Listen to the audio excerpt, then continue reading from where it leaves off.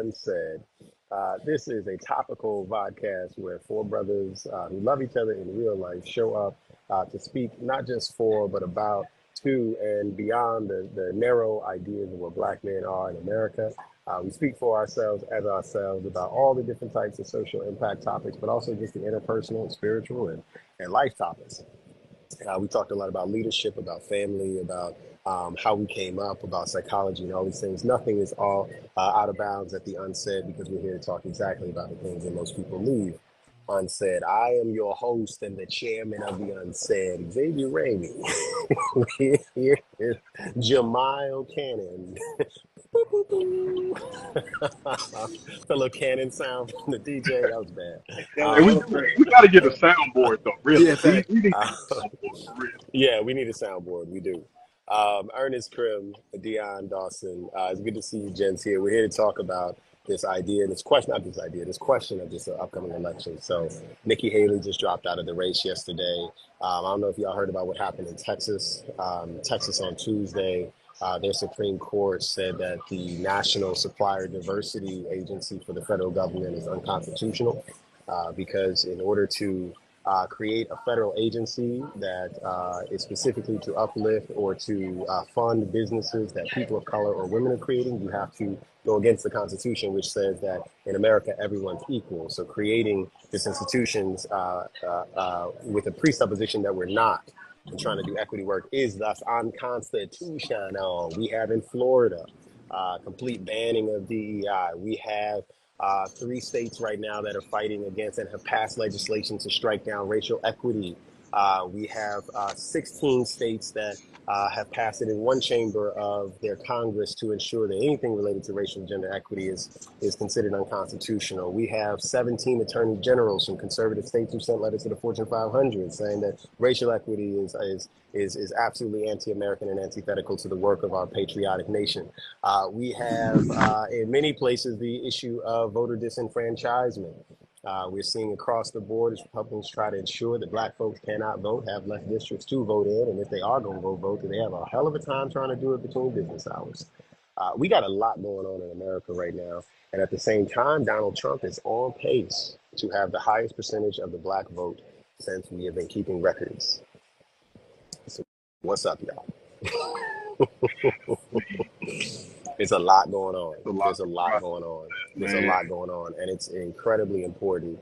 And at the same time, I have never, in my adult voting life, meaning since I was 18, felt that people are this disengaged and bored about this. Here in the city of Chicago, back in 2016, we were all protesting, if y'all remember, to get Anita Alvarez out of the state's attorney's race, right? Anita Alvarez is the one who presided over the Dante Chauvin case and the shooting of so many people of color, and the CPD, Chicago Police Department misconduct suit. She was just giving them a green light and all these types of things, over prosecuting young Black folks and brown folks, ensuring that, you know, at CPD, a lot of the LGBTQ youth of color were one of the highest, they had one of the highest rates of police abuse of all identity groups in the city. This is the reality, right? And now we have a state's attorney's race in the city of Chicago.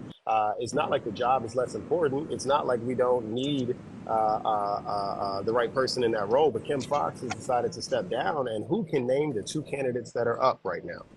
There have been no protests for this. There's been no shut it down streets. There's been none of these types of things. This is not just Chicago. This is around the country. California, just this past week, passed legislation to more increasingly fund police, and to also require that people who have or are applying for anything that even looks like welfare have to go through drug screenings, which is an old conservative trope that we've been trying to get out of the way for years. And now the progressive legislature in California has said that's part of the strategy, backed by a Black woman mayor. Let's talk about how powerful diversity is. I'm not meaning to overwhelm y'all, but I could keep going. Yeah, I mean, it's a lot, man. It's a lot. You know what? The thing that pops in my mind as someone who, you know, goes through the internet and posts content, and you know, it's part of my job just to look at. Hold on. One second. I think Dion. Somebody sound like they in the L. That was Dion. That was Dion. He had that hot air, he had that hot air balloon going on in the back that he called an AC. Hey, Um, one time for Dion's commitment though, because he always on the run when we on these calls. We gotta give him a shout out. He might be on the way to WGN or Listen, something. he listen, just came from a listen, keynote. He li- just came from a keynote. listen. I came from a keynote, picked up Bryson. This is the only time y'all's available, and y'all gave me no leeway in the chat. Like, so listen, but it's cool. But maybe after a couple more episodes, we actually do it in person. I'm gonna put it out there. we gotta I'm do gonna another. drop that. We gotta do I'm gonna another. just We gotta make We up got to for. do another one. Shout out to Healthy Hood. Healthy Hood. When are we coming back? When is the Unsaid going live again? We got to get it on film this time. Yeah, we gotta get that done. But yeah, man, like for me, just as somebody who posts social media content and looks at the analytics of everything, I feel like I hate to say it like this, but people are bored. You said people are disengaged. People are bored, and I say that because we always gonna have a certain population of people who are always in tune with these things, whether it's because of what they've been exposed to, what they learned, maybe how they were taught, how they are impacted directly by things, and it's going to be a large population of all groups of Americans who are only going to participate when it seems like that's the end thing to do, primarily the presidential race. And even that, participation is lower oftentimes, unless we feel we're scared of something. I don't think there's something that is like I don't think there's something for people to attach to this race.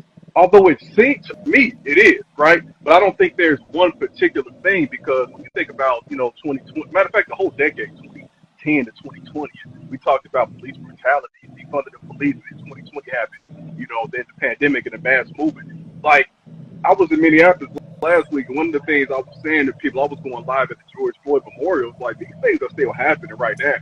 Like there's something that happened in DuPage County with a brother. They talking. I don't know if they released the footage yet, but like these things still happen. But we're bored by it, and I don't mean to say like we don't care. I just mean to say like we are caught up in this endless loop of like our brains are on social media time. You know what I'm saying? Like we don't even have space to think anymore. Everything is inundated with what we're being fed, and the algorithm is only feeding us a certain type of information. If we had a political social media page on the level of the shade room, and even they post some stuff every now and again, but like just imagine the impact that would have. Like my algorithm is only gonna show me like 10 of the same pages every time. Like, and to your point, we don't know who's running for these races because again, when do we even have the time to do the research on that end too in this capitalist structure? So I'm gonna go back to that too. But I think because of the structure of capitalism, because we're inundated with surviving day to day, and because we're not being fed an endless loop of trauma that provokes us to vote, we're bored with it because we're being told the same things over and over. And I'm gonna end on this.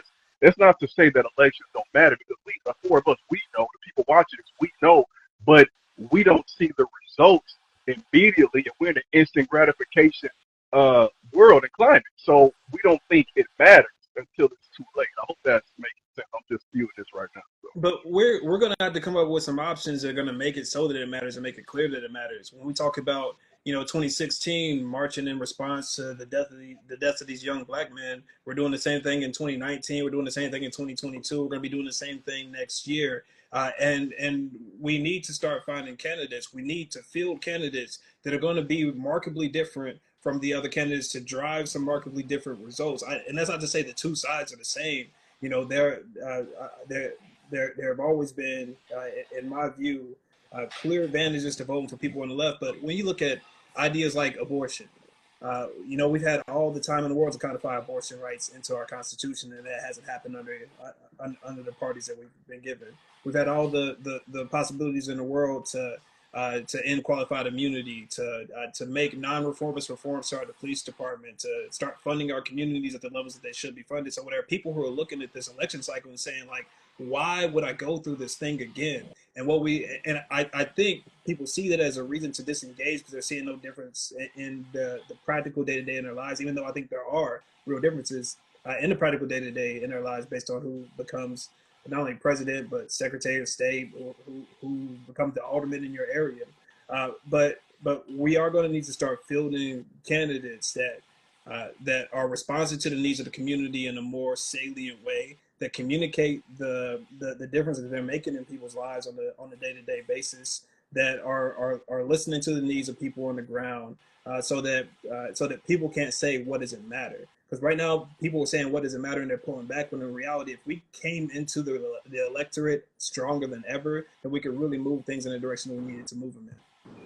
But I think before I go to my point, the first thing is that we have to tell everyone and make it clear that disengaging does not diminish the importance of the role. And I think that like internal peace is important, solidarity is important, but like disengaging from the voting process does not change the severity of the issues that can be solved and how much power that role has. But what we need to do before we go into the topics, and there's not to say that the topics aren't important, but I'm thankful that when I went into the military, I had an uncommon job for black service members, which was I was in media, news, journalism, and photography. And what we have is a lack of education of process and a lack of education on communications. And as a result, what we're not doing is we're not we're not teaching people we're not teaching people in the way that they will learn. And so when we look at the Republicans and we look at how they came into power by being where everyone was. They said it a million times. That even whether it was true or not, it was believed. The problem we have now is when we're talking about these races, we're talking about some of the Democrats that are in power that resemble the old guard as opposed to the new guard, is they're not where people are. The reason why Dion Chicago Dream is building a movement and people are listening is because we're giving them no other fucking option. And so what I'm tired of seeing is people saying, "Oh, well, like X said, name the two people that's running." Well, it's up to the fucking people that's running to let people know that they running. They got a fucking budget, and I'm running laps around them with no fucking budget. I am tired of us saying, "Hey, we need to get the word out." And it's like everything ain't about money. Not to say that we don't need the resources, not to say that we don't need the strategy, not to say that we don't need to be together, but come the fuck on, man. The thing that I appreciate about maturing is that I learned from you gentlemen, I learned from Republicans, I learned from people and situations that I don't agree with. And what I don't like about the era that we're in is that most people only want to learn from who they agree with. And as a result, it's taking us longer to grasp the importance of the moment. And as a result, we're going to look up and miss this moment of seeing what's at stake. And by the time we catch up, the votes will already be cast and counted. Speaking of looking up, Dion, I don't want you to look down at this phone again.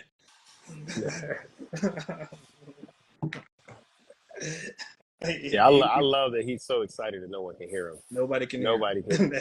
hear him right now. And He gonna was go trying to in. out yell his AC earlier. He was trying to out yell that heater he had. You got to get some antifreeze and some coolant up in there, brother. Yeah, I know, man. You got another 3 years on your bed. I know you're frustrated.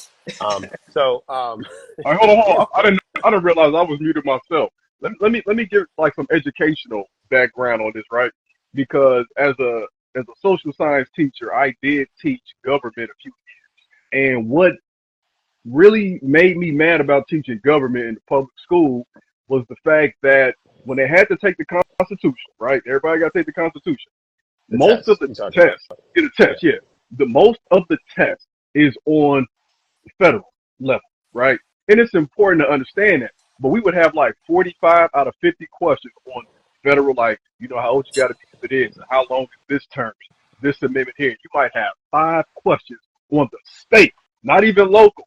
And that's considered local in some sense, but we're talking about the state, not your city, not your county, right? So our kids, I'm guaranteeing you, our kids graduate from school, high school, 18, able to vote with no understanding of federalism outside of the 10th Amendment or something like that. We don't know, like, it's confusing. I didn't really understand local elections until I made the conscious decision as an adult to say, I got to start going to the council meetings. Then you understand these committees, and then you understand a township, and then you understand a county, and it's just so confusing. So if our kids aren't learning that in school, by the time, again, going back to capitalism, You become an adult. You on this rat race. You on this wheel, this hamster wheel, and you have to survive. You're only gonna really pay attention like when people tell you it's important. Going back to Dion's point, and even to even echo that, a lot of these elected officials don't want everybody to know. They only want a certain group of people to know that they're running. You know, where I'm at in Will County, we might have 10% or less of people who are registered to vote who actually vote. And so we're talking 10% is determining what's going to happen for the 100%. So as an educator, my thing goes back to our education system already is flawed and messed up, but we're setting up our society for failure. And to me, it's intentional. We don't know about these systems. I'll say this. I remember one time I was down in traffic court fighting a ticket, and I knew that it was an absolutely absurd law that had been applied that gave me this parking ticket. So it's like parking in a taxi zone in front of a Chipotle because everybody's waiting on a taxi outside Chipotle. Um, the judge told me, Mr. Ramey, great argument. Ignorance of the law does not absolve your responsibility for the law. And ignorance doesn't absolve your responsibility. The mechanisms of our law existed before you were born, and it is your responsibility to know them before you end up getting hurt by them. Now, I think that is a wildly over optimistic assumption about civic education and the state of our nation, as you said, Ernest. I also know that the reality of the world is exactly as the judge said. And I say that to say, to echo what Jamal said, right? These things still do matter, regardless of whether we're engaged, regardless of whether, like, if you can say in 2016 that the murder of Rakia Boyd by Chicago police officer was important, we can't look up and say several years later, after we've been protested to get a more righteous state's attorney in office, that it's not important now, as if the job description has ever changed in the last 8 years. It has not changed. Job description hasn't changed, which means that it has the same power it had then to do exactly what it's doing then. And if we're not actually engaged, we'll have the same reality we just fought to change over the last 8 years. Now, and we can say that that's an issue of education. We can say that that's the fault of the schools. We can say that that's the responsibility of the parents. We can say that that's the issue of COVID and the disengagement and exhaustion that people are feeling. We can say that that's capitalism. The reality is we are still going to pay the consequence for our ignorance, our disengagement, our boredom, or whatever the justified reason we use for not participating in a democracy may be. On to my second point. In order to have a democracy, you have to understand the alternatives. The alternatives to democracy are oligarchy, where the businesses, where sorry, the families, big families run it. You can have a monarchy where the king and the queen run it. But you can have an oligopoly where the businesses run it. You can have a tyranny where there's one person just taking control of the military and the government and the financial apparatus to do whatever they want. There are many alternatives to democracy. The problem with democracy is that it's democratic, and it relies upon an assumption that people will always remember that life and equality are a game of inches, just like football. You can be upset that you didn't win, but you didn't win because you lost the game of inches. It takes inches to make a yard and yards to make a whole field. And you sat there being upset about the fact that you couldn't score a touchdown and get the field goal from the 60-yard line every time and forgot that it's about the inches. It's the day-to-day. It's the long-term commitment. It's like any relationship to community. It's not about winning. It's about becoming. It's not about getting to the finish line. It's about being consistent and enduring. And that's what we're forgetting. It's a long game, and to become bored, I understand it. I understand it. I'm just saying, okay, are you cool with the consequences? Are you cool with the alternative, right? Like, we're looking at an entirely whack election right now. Joe Biden should not be the Democratic nominee for the Democratic Party. That is my humble opinion. But we do not have enough people who are willing to shout out at Joe Biden about this. More appropriately, shout at the DNC that we should have an alternative, not just because Joe Biden's age and all the stuff that Trump is saying, his policy platforms, what he's gotten accomplished, the reality of what was being said, like whether he's what Dion was saying, right? Like, he's not speaking for the people, not truly, right? Like, the average age in Congress is like 71, right? Like these are ongoing issues. But here's the thing: we don't have enough people who are willing to stand up and speak up and say, "Hey, DNC," not just Joe Biden, not just at the ballot box, because Joe ain't even on the ticket yet. We haven't had the Democratic primaries. We're going through the Democratic primaries. Like we can still send a message, and that's why you have states like Washington and others who are saying vote uncommitted to send the DNC a message. But in order to do that, people got to show up. In order to do that, they got to be motivated to show up. And I'm not trying to victim shame here, but what I am saying is that the responsibilities of democracy do not rise and fall on the question of COVID or Vietnam or World War II or blackness or white, like none of those things. The, We got to participate. we need to participate. But the idea that sending a message to the DNC is going to have a measurable outcome to it that is going to move us forward. I don't think that's true. I think no matter what we do during these primaries, Joe Biden is going to be Mhm. the Democratic nominee for the president. At what point do we seriously start to consider a third party, and at what point do we start to throw our weight behind somebody that is going to go out to the policy platforms of the people? The idea that we can shift the Democratic Party is a centrist party, and there are candidates who have come around that can offer an alternative if we decide that we're going to stand up and use our voices for those candidates. If we decide that we're going to take them seriously and not be afraid of voting for what seems to some people, and I know it's not really the case, but what seems to some people are two sides of the same coin. I can't fault people. I don't think bored is the right word for people who are not engaging in politics right now. I think disaffected. I think people who've lost belief. I think people who have seen faces come and go and material conditions stay the same in large and important ways to themselves and to their families. And at some point, we have to be able to say, we maybe we're not going to choose between these two options because we can say uncommitted all we want to. Joe Biden's going to be the name on that ticket. Mhm. So, what is it that we need to change, and who do we need to consider to elevate a new way for? I see in the chat, third party is too late. It, I think it's always going to be said it's too late or too early. Is it? Are we not fed up enough? Are we not ready to make that call? Are we not ready to talk to people and start to convincing them? Are we not ready to do that work and participate on a level that we need to participate if we want to truly consider a third party? Or do you want to vote for Joe Biden or Donald Trump? Yeah, I think that I agree. I think that the term is really disaffected. That people are really disaffected. That they're just like, I mean, this doesn't reflect me. Is one. Two, it's I'll get by even if this happens. And then third, whatever, like whatever. Like we've been here since y'all was fighting about this with Reagan. We gonna be here after. We're not looking to control America. We're looking to endure it. And I think that that is a very challenging disposition to have. I think the question. I agree with you, Jamal. I think that we need to not just consider. We need to really rally behind the idea of a third party in America. I've been beating this drum for the last 20 something years that we need a third party. I've been rocking with the independent candidates and the Green Party candidates and the outspoken socialists. I don't agree with many of the types of neoliberal or militaristic policies, neoliberal and militaristic policies that the U.S. often propagates. And I certainly do not believe that we are some righteous sovereign nation that is policing the world with benevolence and joy. I think that we need a third party. The challenge of me saying 20 years in, trying to get any little bit of traction around that idea is that I've also learned that a lot of people are just trying to endure America. They're not trying to engage to change it.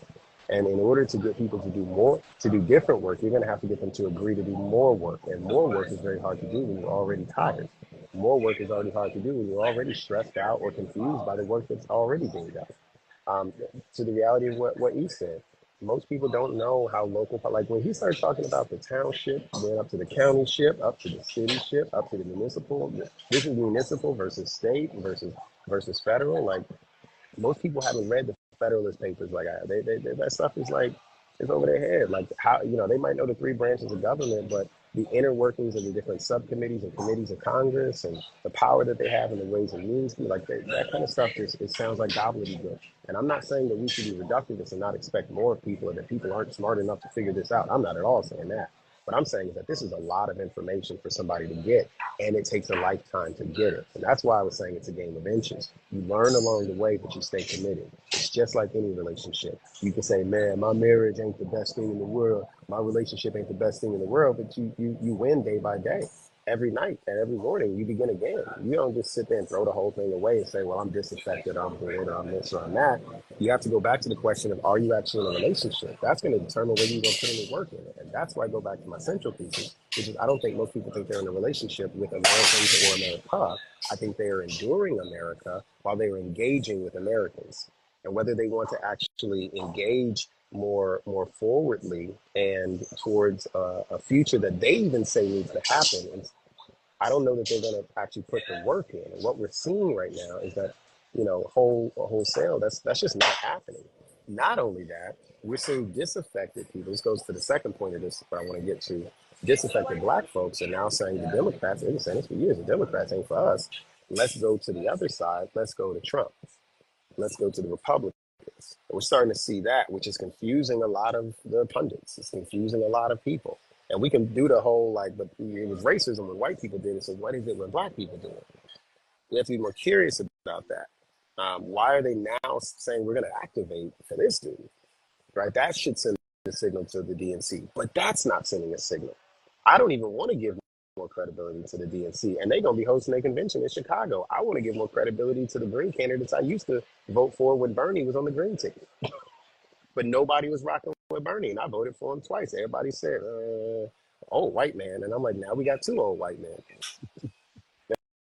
I'm like, but his ideas were way more progressive, and y'all didn't want to back him then because you said he couldn't win, but at least he was on the ticket. And we could have still done something. Now we're not. And I'm not saying I give up. I'm saying, okay, so what's the move now? I Yeah, gotta. bring back Bernie. That's right. I see it in the chat. Bring back Bernie. Bernie on Gaza. I don't even know. Like Bernie. Okay. Yeah. My my question is, again, especially for the disinfect, I don't think it's affected, but like the people who really feel the neglect, the benign neglect, the overt neglect. What role does our participation play in our liberation? When you say our, I who do you mean? Our. mean, collectively. I mean, of course, us as black folks, first and foremost, but really just like everybody struggling, low income. I mean, there are so many levels to this, right? So, like, my question is always because like when you open up the call talking about how there are mechanisms in place to help out with DEI and equity, but then the courts will say, well, that's discrimination, because our law says you can't prefer this, even though we know discrimination is baked into this system. They just won't explicitly say it. You know what I'm saying? So it's almost like, so if my question then is, if we somehow got everybody we wanted into the positions that we need, do things change under this system? You see what I'm You saying? don't have Like, that promise. We don't get to answer that question until we do it. Like, will it change if we do it? We'll know when we get there. How often do we do it? Not very often. Because people ask that question rather than doing it. This is the element of risk. We only got the Trump because some people believe that it was possible for this dude saying what he's saying. He in court right now. He indicted right now. He owes $300 million right now. He the number one on the ticket. That's what I'm saying. Like, I think it goes to what Dion was saying earlier about being where people are. Whereas Trump is going to where people are, meeting them where they are, and speaking directly to his people. Trump doesn't speak to anybody but his core. He yeah, doesn't care about anybody else. He speaks to his core followers all the time, so people know what it is that he stands for, and it's easy for people to jump on board if they agree with a part of what he stands for, because at least they know what he stands for. Biden, when he was first running for president, I got the impression that he wanted to be president because he wanted to be president. He was running for president because it was an ambition of his, as opposed okay. to any real substantive change that he wanted to make to our country. So he was picking up pieces from here, picking up pieces from there, being more or less vague about what it is that he was going to accomplish. And I can see how people can look at that and not know what they were going to get out of that situation. And when it comes to our own participation within these systems, I think the way that we participate needs to change. Xavier, you and I have talked about this when we are talking about issues that are important to us in general in society. We're not speaking to influence people. We're not speaking to change anybody's mind or move people forward. We're speaking to declare our identities and put a flag in the ground and say, this is who I am. This is the team that I'm on. And then as long as we're doing that, all we're doing is picking sides so that we can fight each other. And this is only going to drive us further and further apart. We need to start speaking in ways that are actually going to get the person who's listening to us to move an inch in our direction, so that their behaviors can change, what they think about issues can change, as opposed to them knowing where you stand on an issue. I think we've got to rethink dialogue in our society and how we speak to one another, how we speak to people who disagree with us, so that we can speak in terms that we can actually be heard and we can change people's behaviors. Oh, that's real. Ice Cube said, what you thinking, man? Saw you yawning while Jamal was talking, so that'd be good for the YouTube video.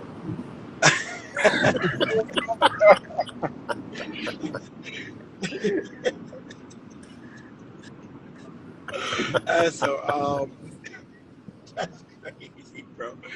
I I was noticed just thinking about what Jamal everything. said.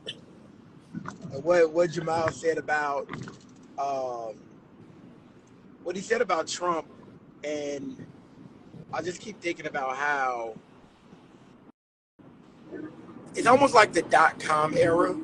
In the .com era, there was this mad rush to create wealth and get a stake of what was available.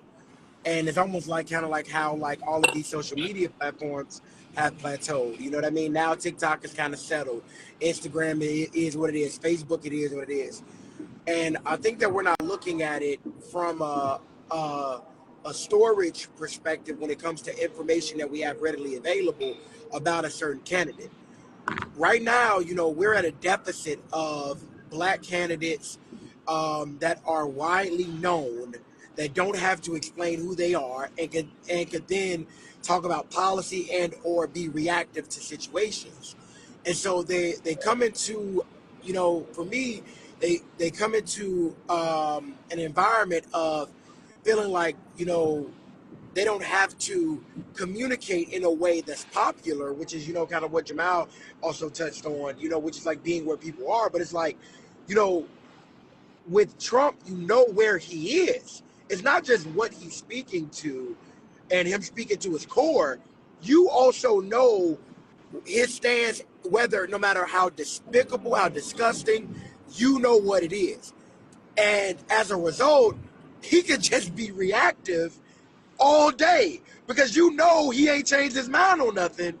Whereas for everybody else, when we think about the candidates, we don't know where the DNC, the up and comers, and I think it takes this strategy again. Like, I'm gonna live and die on my soapbox when it comes to multi-tiered and layered strategy. I think the Unsaid is an example of multi-tiered strategy, of all of us understanding that independently we're strong, together we're strong and stronger, and it allows our message and what we're trying to learn and put out go further. And I just don't see that anywhere. I don't see, that intentionality when it comes to trying to understand or trying to get over the fact that people don't know about the process, people don't want to engage about the process, and people are still also trying to survive. That's three different categories of shit that they have to get over just for like, just for like professionals now to think that they're worthy of actually going to vote. Like, there's this divide right now of like, oh, how could you sit around and not do nothing? Who gives a shit? Who gives a shit? We have to convince people that it's worth doing, and the more we sit around and not do that, the more shit is going to stay the same. And the more we will look up and continue to go another 2 years at the state and another 4 years at the federal, and it's like, this is real time, and I'm just continuing to like think about what you all are saying. But I think we want it to be a certain way than what it is, and as a result, a lot of people are just like sitting out and just trying to like grandstand or say, "Damn, why you ain't doing more?" Like, no, like we got to get other people back excited about controlling and being part of this democracy, like you said, X, and you know what I mean, like understanding that, like, you know, like I love what Ernest talks about, because like I don't care what anybody say. Ernest just said some dope shit. I'll never forget when he told me ice cream was racist. I remember that. Like, but and we joke about it, but like it stuck with me. And You Ernest say does that a like good job. every unsaid episode. You talk No, about the ice cream no. being raisins, But, bro. Ice but listen, cream, it's not the ice. Never mind. but, No, no. but listen, but listen. But I You love know that the because for origins of me, picnic. I'm just merely saying that I think that Ernest, Jamal X, y'all do a great job of meeting people where they are. And then when I look at like administrations and I look at um, notable people and movements, they're not using y'all. And that lets me know that we're not there yet. Because if anybody is talking about history and not utilizing Ernest, no matter what they feel about him, I don't think they get it. If people are talking about education and they're not picking Jamal's brain, at a high level, okay, cool. They can't bring him in as a consultant. Everybody's talking about DE&I. And granted, it'll be a lot of people that don't like X or whatever. But like you talk about DE&I. No, but what I'm saying is like you created a for-profit company, and you do it a different way. You know what I mean? All of us do it a different way. I do philanthropy a different way, and it rubs people the wrong way. But what I love about what X talks about is like you don't apologize for being good at what you're good at. And as a result, it's like you have something to bring to any movement. And that's what all of this is. All of it is understanding the strengths. What are our fucking strengths, and how do we double down on that while covering our weaknesses by bringing in other people who are talented at every level, at the local, at the grassroots, at the state level, at the federal level. And until we can do that, that's how I know where we are. If I don't wake up and I don't see at a city level anybody with the Department of Ed talking to Jamal, they just don't get it. They just don't get it because Jamal is trying to meet people in the middle. You know what I mean? All of us could be around and sit around and be pissed off, but we don't. We still are pissed off, but we don't. We're not mad. We don't use that anger to divide. You know what I mean? And I think that when we think about this election, it's really about not only meeting people where they are, but just doing what is necessary to preserve democracy. Doing what is necessary to preserve democracy. Like X said, it is hard fucking work, and it is work, and it won't go anywhere. The work is not going to go anywhere, and of course it's going to go in ebbs and flows. But I think that ultimately, the unsaid is about doing what's necessary, and we're doing that. But we also have to like let people know, like, listen, it's not going to be easy. People won't understand, but that's what strategy is. You look up, you're like, oh man, that's what you guys meant. So that's kind of what I'm Yeah. thinking about. And I think You about you that. clearly had a lot of sugar before this. Like Are you still driving? Where are you going, man? I've been, this I've man been, in, that had I've been in traffic. I've been in traffic, and also I have had a lot of sugar, and y'all don't let me talk. So I'm talking no, today. Hey, your look, your keep technolo- the your eye, your keep the phone eye. plan. Your phone plan don't let you tell. You got roid rage and road rage. Like Hey, this. hey, I think he said something though that I want to kind of talk about too is the maintenance of democracy. I think it's really important for like any of our elections because, like you Super said, in terms friendly. of the centrist view versus just complete dictatorship, there are people on that side who are willing to give up their everything so that they can maintain some type of control because they feel they're being replaced. And this again goes for even some folks in our community. I mean, there's a guy who's the Republican nominee, I think, in North Carolina, black dude, who's Yeah. talking about, there was a sound bite I've heard of like, even saying America should go back to the time when women couldn't vote. Like I've seen clips of Trump supporters saying that was a big mistake. Things like that are just completely asinine. How I also do maintain that I feel like for us to truly get what we need in the long term, there has to be something completely different. I feel like I'm voting to so it doesn't get worse. Like just like I want affordable health care.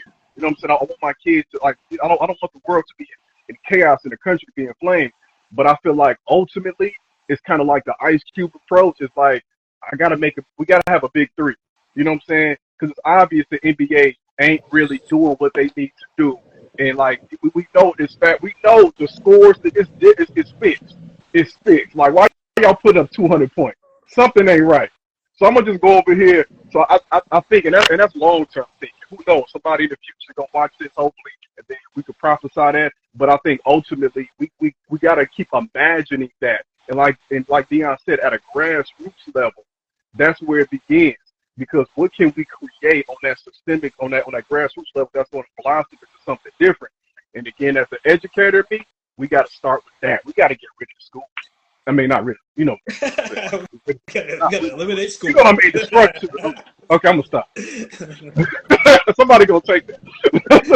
Yeah, Jake, you already know.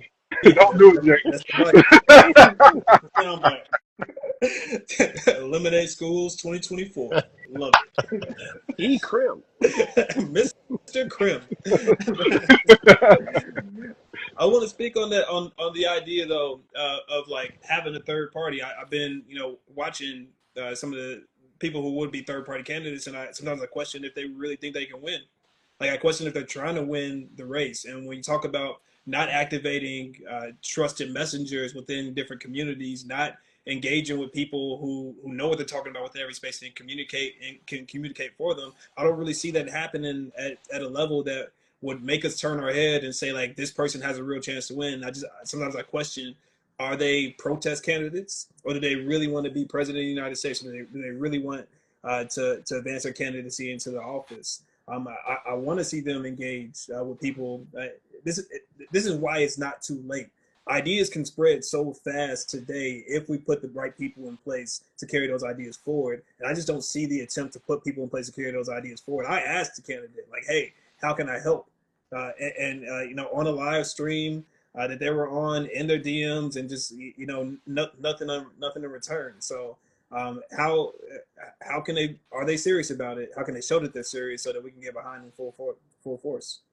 I mean, I think one of the challenges with running for office, um, and I've heard this from several of my friends who run for local office and a couple who run for federal office. My father ran for state office, like one of my first campaigns, 1991. Just door knocking with my pops, and Cara Mosley Braun's her campaign. That was one of my other first campaigns. Local school council, like I was always going with my dad and my mom to local school council and all of this stuff. And every time there was an election, I was going up to the voting booth. I didn't know what that box was, and he was writing stuff in. I just knew 6 o'clock in the morning, I got to be up there at this thing. Like my pops going up there, right? I grew up with an assumption of civic participation. And I know nowadays, I know enough to know that many people consider that a very privileged upbringing. What I say is that was a man who was making $9,000, $10,000 a year, who knew he was broke and had an idea about how to fix it, and that the problem might be coming upstream. And regardless of what his children didn't grow up with, regardless of the gangs and the drugs we grew up around, regardless of the fact that he was hungry most of that time, he still knew that his voice mattered. He didn't lose hope. And even though he might not have had a great job, he knew that he could spend his time door knocking. He knew that he could spend his time trying to convince others to move forward because he believed that the reality is we can't win unless we try to win. Here's the problem with trying to win with we. The moment you tell somebody, let's try something different, they say, can you promise me it'll win? And you can't promise that. That's why I was saying that. Like the hard part about getting a third party forward is that everybody says, prove you'll win before I give you a dollar. And the reality is, it's only until we give the dollar that we can see if we win. You don't show up to a blackjack table with no money and say, well, if I win, then I'll give you some money. You got to put some money down to see if you'll win. We understand this in so many different areas of life, but for some reason, when it comes to collective change and participatory democracy, we suspend all logic and we say, unless you can prove the outcome, I will not be part of the inputs. And that makes no sense. It takes collective change to create collective change. If you want to have your community affected, your community is going to have to engage. Remember the alternatives: tyranny, oligarchy, oligopoly, any of these, monarchy. We can go to another space. We can go to a different governmental model. And many Americans have no idea that there are alternatives or what it feels like to live in one. And when you have the opportunity to participate, and I love the way you framed it, right? Like, we have to figure out what the strategy for the maintenance of our democracy is. Like, that is absolutely true. I will say this, y'all, just because we're coming up on time, right? Like, this point around how do we participate and who should participate, I'll put this little capstone on it. There are easy ways, little layups that we have now because of technology to actually participate, right? Like, I've been trying to spread the word about ballot ready. You don't even have to know these candidates. Run through ballot ready in any state you in, every election, like it'll print you out of it. You can go with, I don't know all these judges. That's cool. If you can take 30 minutes every 2 years, 30 minutes every 2 years to just not try to figure out where all the information's at in Wikipedia and splice this and find, just go on the platforms that are already made. Secondly, in Chicago, we got the Girl, I Guess, Progressive Voter Guide.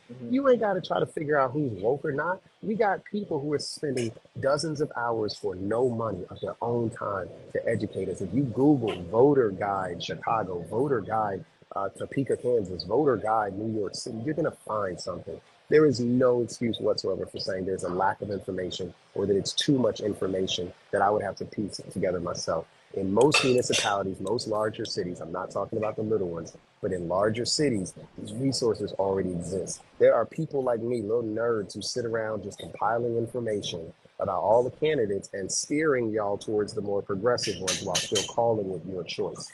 But if you ain't gonna do the work, you might as well vote for who I'm voting for, right? Like, trust the people that you say you would love to be in office because they probably know who you should vote for, even if you don't want to research them. Let us do the work. But that's not what's happening right now. People aren't reading the Girl, I Guess voter guides. They aren't using ballot ready and other technological resources. Like, this is the challenge. So Can I hold on? that's it on look. Hey, Yeah, hold on, yeah, hold on. I want to yeah. respond to that, because what I won't be is a hypocrite. So number one, I've never used that, and Mhm. so I would challenge everybody on this call. Awareness is first. Uh, no, but I'm just saying, period, though. So what I'm saying is, I like for us four, within the next week. You know what I mean? I at least want all of us to do it. You know what I Oh, you mean? already know. Because I think, I'm well, gonna I be don't there. know, no, but what I'm saying is that it's about us as a whole. Yeah, You know what I mean? It's more than X saying, man, I'm gonna be there. You know what I mean?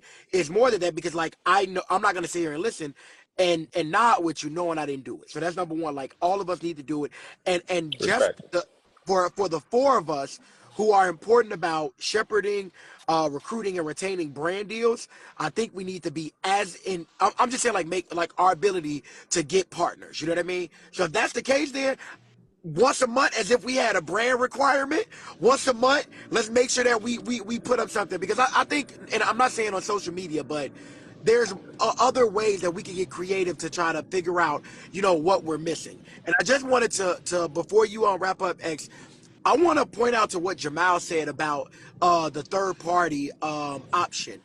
Let's be clear of what we want the third party option to be used for and what people use it for, because there's a disconnect there. What we want people to use it for is another option, innovation, diversity of thought. That is not what it's used for. That's the overflow parking lot for people who can't fundraise at a high level. Let's just call it what Absolutely. it is. So let's make sure that while we're talking about third party, we understand that the people that can't fundraise a lot and be on the private jets and be at every forum, they the ones that say, you know what, I'm gonna run for the people as the third party. Bro, You you know what I'm saying? disrespectful, bro. You No, said the listen. overflow parking lot. That's Parking How you gonna say disrespectful, that about bro. Jill and lot. Cornell? How you gonna say that? Like you can go to my page right now and see a picture of me and Cornell West No, but listen, talking what about I'm his campaign over dinner, bro. Like, how you gonna Man. just the overflow No, parking lot for candidates without the money? no, we listen. want to talk about What I'm Cornell. We want to talk. what Ernest, what I'm Ernest that made his whole brand look like Cornell, and you gonna say something like that? This man is pre-ancestral. Hey, why your tennis racket so big, bro? Bruh, I'm just saying, man. Like I'm just sitting right. I'm just saying, like, what we have to do. I think, like Jamal, it's a lot of people who's inquisitive and want to learn more about the third party system. But the only time they hear about it is when someone say, "Well, you know what? I ain't picking those two. I'm gonna run under the third party," and then the conversation never develops and never advances, or it never happens before someone says they're running under it. So I think there needs to be a preemptiveness involved when we talk about the third party, so Yeah, that it can ultimately be what we need it to be to become a vehicle as opposed to like a other than, because that's how it's viewed right now. and order for it to do that, it has to gain massive support. The average third-party candidate, when you're talking about a federal election, they usually get less than 4, 5, 6%. And the reality is that's simply because people are like, hey, I mean, the calculus of do I want to vote with my values or do I want to vote with for who I think will win? That is always one of the biggest calculuses that I hear people saying in their head. They're not voting for what they believe in. They're voting for who they think will win. And they've given up on what they believe in in order to vote for the person that they think is going to inevitably win anyway. This is why even on the Republican Party, they were trying to force Nikki Haley out of the race for the last couple of months. They're like, I mean, look at Trump. Come on, bro. Like, Nikki, like, you got such margins. You might as well save your money, stop fundraising, all of this stuff. And eventually, just like what happened yesterday, she drops out of the race. But the reality is people were telling her to drop out not because she didn't understand the values of the Republican Party that she wanted. It was not because she didn't have a message to speak to the voters that she wanted to engage. It's not because she didn't want to see her diversity of identity represented from the highest office in the land. It's because people were just like, yo, I mean, you ain't winning enough, so you might as well quit. That's what people tell third. That's what I'm saying. Like, but the reason why she was having that issue was because people wouldn't engage. People wouldn't engage. Engagement is the answer. Engagement is always the answer. It's always the answer. Last question with these last little minutes. I think this is the most tantalizing question we got. Why do y'all think black folks are rocking with Trump right now? The black individual in a lot of cases is actually pretty conservative. The black individual, you want some lower taxes, Christian values, property rights, like all of those things are typically conservative. Is that when black people think about the collective, they know there's something outside of themselves that we vote for. We don't vote for ourselves independently. Like we don't vote. I don't vote for me. I vote for a collective. I vote because I know that the system's set up in an unfair way towards a massive amount of people, and I want to do something about that. So when you have Trump who's speaking to these highly individualistic values, and we haven't seen the ballgame move forward in a substantive way in recent years towards the black collective, and some people are going to say, like, why not go for the individual, and even convince themselves that the individual route is the way towards collective success. I think you said that perfectly, brother. I think too, like Trump. So I'm like for black folks who are doing that, I think there's a limit on. I don't want to say a limit. I think they have not imagined what else could be enough. Like I think they've seen like, man, we should have something else, or like, or we're being told we should vote for this party, and nobody likes to be told that, right? Like nobody likes to have their opinions and how they feel taken for granted. That's how a lot of folks feel the Democratic Party. So instead of imagining something better or another alternative that might not exist, they look at it like, well, it has to be Trump. And that's precisely why a lot of people who speak out about Biden, you have people in the comments like, oh, so you saying vote for Trump. No, those are the people who are saying, can we imagine something different? You know what I'm saying? So we're calling this binary thinking so much, and again, there will never be 100% of anything. So there are some people who are hardcore conservative on that end who do believe in him, but there are some who are very much disgruntled, and I think also with Trump, what he has been able to do as a nearly 80-year-old man is just like he's able to get he's pulling in the media, like social media engagement, television engagement. That matters in this generation. It's the same way I heard a brother say one time, like, man, I think it was Simba, rapper. He said, look, if you're a rapper that's on nowadays, you better be a content creator too. You know what I'm saying? Shout out to LaRussell who does that well. Like, it ain't just about singles, it's about engagement. Matter of fact, a label ain't even gonna come to you if you ain't got engagement. And that even makes me think too, I think we should be hopeful in some ways about the future, because there used to be a time when rappers on the come up like, I gotta get signed by a major. Now it's like reverse. Majors are flocking to the independent folks who are making a living just off people support that they've been able to connect with here. But I think that we just in some ways been limited in how we can envision something different. And also too, again, he's used the internet and he has a lot. His sound bites for black folks are more impressive than Biden. And I don't want nobody to take that the wrong way, What do you because mean by that? what I mean is you can find clips, right, of Biden saying, things from the past. You can find things about can't think of the law that we talk about back in the 90s that locked everybody up, right? You can find sound clips of him saying, if you don't vote for me, you ain't black. Different little things like that. Then on Trump's side, like for the the engagement, you can find him. Oh, I released this black dude. I released that black dude. Or you see what I'm saying? Oh, I'm at the black conservative convention. So these are small little sound bites that to a person that's scrolling through. Oh, that sounds pretty good. Oh, he did try to advocate for this. It makes no sense at all. It's ludicrous. It's asinine. But if you are not fully educated on this, it sounds better than the guy who has been in office forever, and people can, twist what he can do now versus what he did back then. If that makes sense. And as somebody who works in this public, the social media space, a lot of folks get suckered into that, and that has shifted elections as we see with Meta. You know what I'm saying?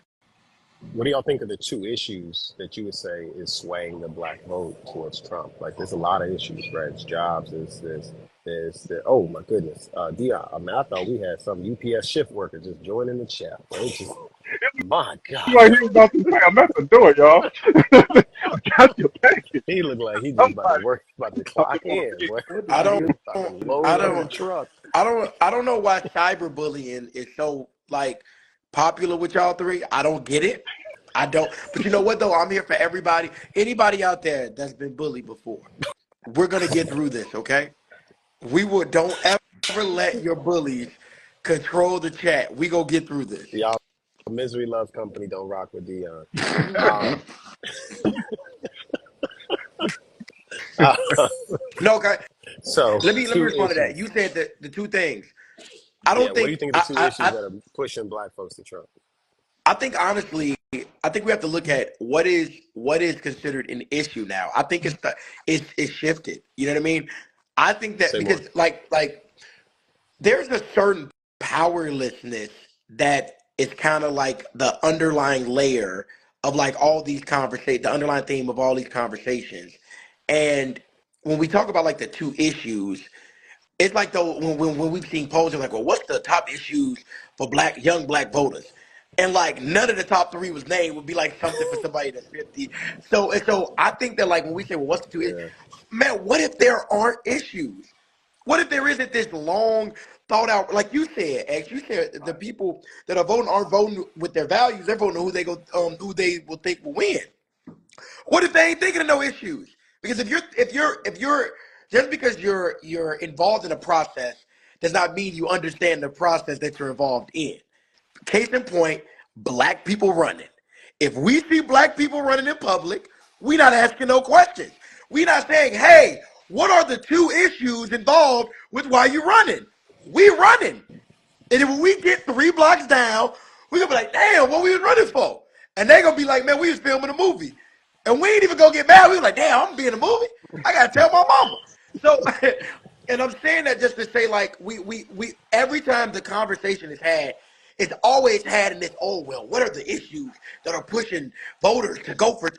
Man, listen, you watch a motivating enough video or a video that's just persuasive enough before you have a conversation or before you go in that booth, you know what I mean? You'd be surprised what somebody will do. And so for me, I don't think it's two issues clearly because the man don't even, most people don't even know what he's standing for.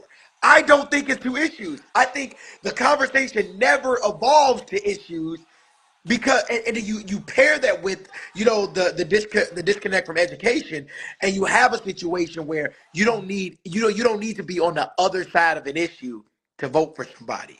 Hmm. You can do this vote, and it means the same thing as somebody. I mean that vote counts just as much as somebody that's been following it for 20 years.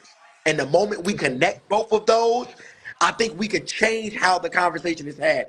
I do not think it's issue based anymore. I think it's shifted. I Mm. I I, would agree that it's not issue based in an itemized way. I think it's a reaction of people just being fed up and knowing something ain't right has been happening and feeling like it's time to go against the grain in one way or another. But it's not going to be an itemized. It's because of this and this and this. But it's the broader question of what has happened in our favor over the past 20 years. And what do we need to do differently to change that? And people are coming to the conclusion that Trump is going to do that for them. yeah, I would kind of even add to what both of y'all saying. I think there's just a feeling too. It's like I don't. A lot of people say I don't feel good about him. Like I don't like they again referencing the crime bill or just referencing what people will say and referencing again the sound bites of Biden looking like he don't know where he is and stuff like that, you know. And it's kind of like what my brother Cool Kim said in the chat is the messaging. Like they're not putting out the messaging properly, so people feel like, oh, I need something different. And Trump, even if they don't always agree with him, they feel like he's gonna be strong on some stuff, even though he can't even relate to the stuff he's talking about when he states. It doesn't make any sense. But I would also even add to that in terms of concrete issues. I think people feel they need a better alternative with jobs and economics and stuff like that, and they feel like Republicans can do that better. It's a feeling, it's not factual, it's a feeling. And I think also too the recent, I mean, the migrants, right? You know what I'm saying? I think that's a big issue for a lot of folks, especially in our community, because the feeling is we're being overlooked. The feeling is you're not taking us, you know what I'm saying, serious, and you're overlooking us for the needs we've had. So this is like really, it's a cataclysm like of every proportion with everything that's coming together in this year. And the Democrats have a lot to try to take into account with that. I don't think they're doing a good job with it right I mean, I agree that I think that the issue thing is way more complex, as y'all were saying. Like, it's not like one issue. Like some folks might be single issue voters, but I think a lot of people are just running off field. I will say that from my end, you know, the migrant the question of like migrants in major cities, people who are seeking asylum, and the question of I think many of the Black folks I've talked to about this who are not for um, creating programs and resources for folks who are immigrating into the U.S. At large. What they're saying is like you got to get in line into the justice line. Like we've been here, we still ain't got it. Like how, here in Chicago, a black mayor from the west side of Chicago, a lot of folks are like, yo, where'd you find $160 million in 2 months in Chicago to put towards this? Like, where'd you find $160 million is a valid question, right? For people who say, hey, you couldn't find, several years ago when I first started, when we were protesting in 2016, the Chicago's, human service budget for mental illness and mental health is $12 million for the whole city, right? Like, Rahm Emanuel came in and shut down 70% of all of our mental health clinics. We had 3 mental health facilities for the whole city. There's 2.7 million people here, right? When Sheriff Tom Dart came out and said the Cook County Jail is the largest mental facility in the country, right? And he said 40% of the inmates at Cook County Jail had a diagnosed mental illness. We had no way to treat them, right? Like the reality of of of Care Not Cops, which was the mayor's platform and a lot of our platform, like there's not funding for that. So black folks are sitting there like, hey, these issues that do affect us, we're not seeing the level of resources you talk about. Not only did you put $165 million towards these folks that we don't see as being us, you put $95 million towards a cop facility in a black neighborhood called Garfield Park.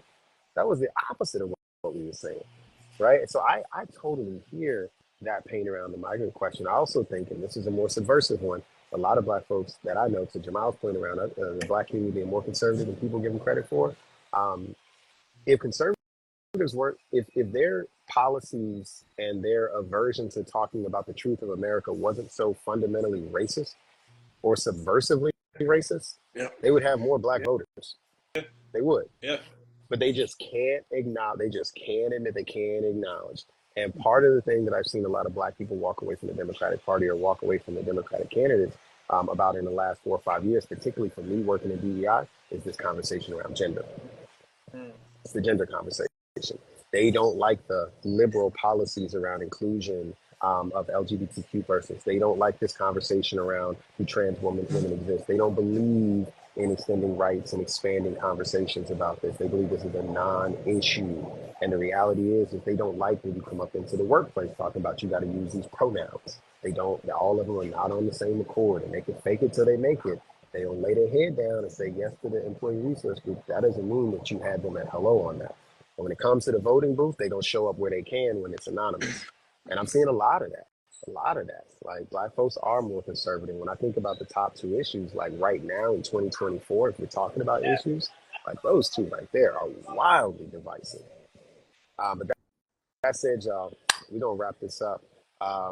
Dion, you want to close this out, brother?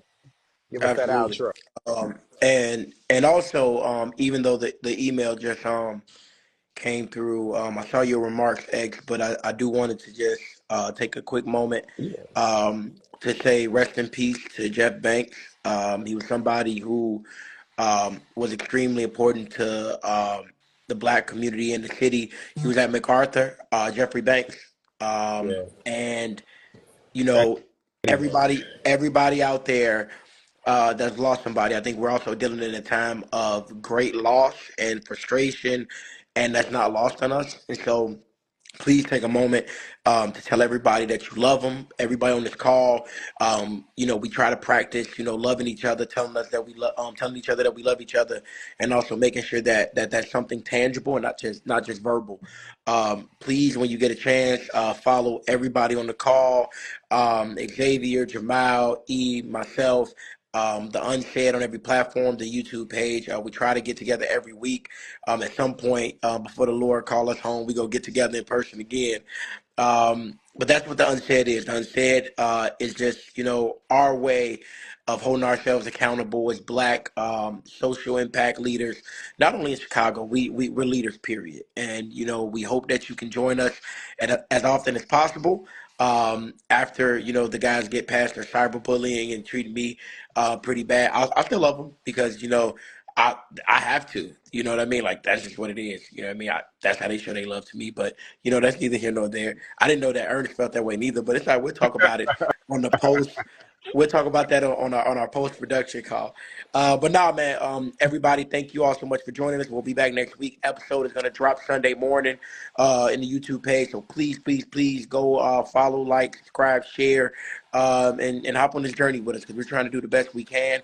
And we're changing the world because the world needs changing. So we'll talk to you guys soon. Boy, the way Glenn Miller played All right, guys. songs I'll let that y'all. make our heads Peace, y'all. hungry. Peace, y'all.